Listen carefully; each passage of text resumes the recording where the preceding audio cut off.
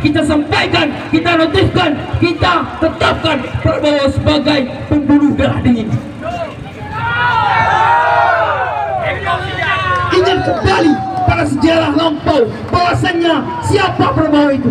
Prabowo adalah seorang komando, Prabowo adalah seorang komandan yang memimpin militer di Aceh, yang membunuh rakyat Aceh. Maka hari ini kita jangan melupa sejarah. Harta anak saudara hilang, kemudian wilayah dihantam porak-poranda. Kemudian kenapa hari ini Aceh dibiarkan berjalan dengan sendirinya? Tidak ada bantuan sedikit pun, tidak ada upaya untuk melakukan penanganan. Kemudian ketika ada manusia-manusia yang kritis, yang mencoba untuk mengkritik, yang mencoba untuk memberitahukan, itu langsung di take down, itu langsung dibasmikan.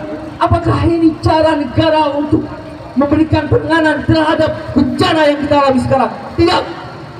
Kenapa hari ini seolah-olah Aceh sedang melakukan konflik, seolah-olah Aceh tidak kondusif, padahal aturan hadir Undang-Undang 1945 tentang keterbukaan, tentang kebebasan berpendapat, itu dilindungi oleh undang-undang. Kemudian perlu teman-teman garis bawahi, saya sampaikan sedikit, kenapa hari ini lambang bulan bintang sangat diantisipasi oleh aparat tentara? Kenapa? Apakah itu melenceng? Apakah itu melanggar dengan aturan? Saya rasa tidak. Tidak ada satupun aturan yang membenarkan bahwasannya bendera bulan bintang itu tidak boleh dikibarkan. Tidak ada.